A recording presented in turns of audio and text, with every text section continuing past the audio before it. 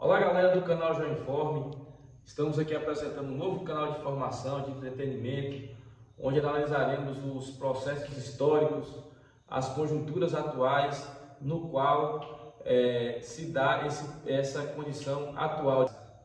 Antes de recorrer a esses momentos tão delicados, esses momentos de conflitos no qual nós estamos envolvendo, é preciso recorrer à história, principalmente no que diz respeito às rivalidades das principais potências mundiais.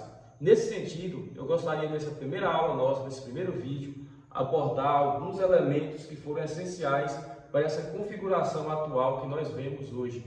E, inevitavelmente, a gente pensa sobre esse conflito da Ucrânia e da Rússia. Nesse sentido, vamos entender agora como se deu esse revanchismo e essa oposição dos principais países europeus. Vamos para cá para os tópicos que estão anotados aqui e a partir disso nós vamos debatendo sobre essas realidades.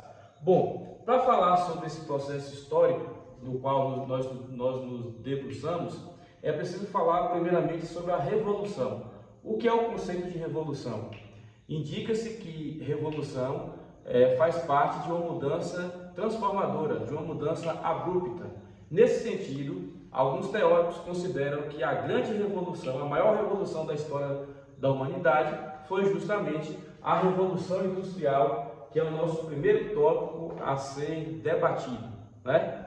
Nós sabemos, por intermédio da história, que essa Revolução Industrial eclodiu na Inglaterra, né? Com a máquina a vapor e movida ao carvão mineral, mas que eu queria colocar como interessante é essa Revolução Industrial se expandindo para outros países, primeiramente Inglaterra, depois a França e, logicamente, alguns países da Europa, países como os Estados Unidos, que posteriormente essa Revolução Industrial chegará nesse momento.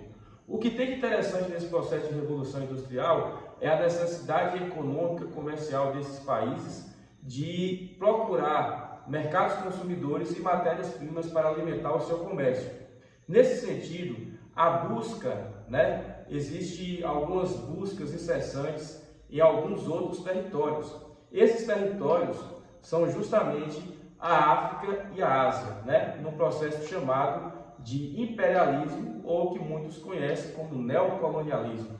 E aí a gente pode perceber, por exemplo, dentre tantas outras características, no mapa que nós vamos acabar de elucidar, sobre essa definição dos territórios, por exemplo, dos territórios africanos, no qual as potências europeias acabaram dividindo entre si por meio de acordos.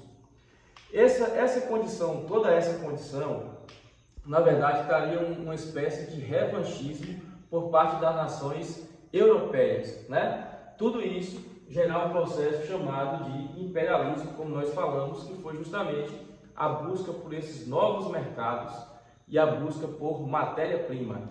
Esse sentimento de revanchismo, criado já principalmente nas nações europeias e futuramente, e com o desenrolar da história, como todos nós sabemos, essa realidade vai ser reforçada, esse revanchismo vai ser reforçado com o assassinato do arquiduque Francisco Ferdinando, herdeiro do Império Austro-Húngaro, em 1914.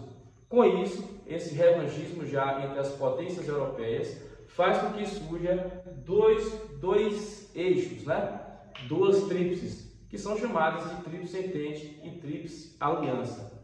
Nesse sentido, configura-se a questão da Primeira Grande Guerra Mundial, que aconteceu de 1914 a 1918. Uma das grandes características dessa guerra foi justamente a derrota da Alemanha.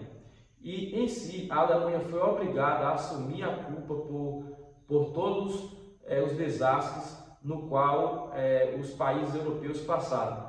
Dentre essas obrigações que a Alemanha teve que cumprir, a gente pode citar sobre a questão do Tratado de Versalhes, no qual a Alemanha foi obrigada a devolver os territórios, principalmente os territórios ali da Alsácia e da Lorena, e além do que reconhecer a culpa por tal conflito, essa Primeira Grande Guerra Mundial. A gente pode destacar dentro desse contexto que a perda de territórios por parte da Alemanha cria um sentimento de revanchismo por parte do povo alemão. Isso fez com que em 1933 assumisse no poder Adolf Hitler, né, que dentre tantas conjunturas, dentre tantas políticas e tantas ideologias, defendeu justamente o antissemitismo, defendeu a condição de perseguir os judeus na tentativa de trazer uma raça ariana, uma raça com supremacia. Nesse sentido, Hitler começa a invadir territórios defendendo o conceito de espaço vital e, ao invadir a Polônia, como nós veremos na nossa próxima aula, no nosso próximo vídeo, ao invadir a Polônia, Hitler deflagra a Segunda Guerra Mundial.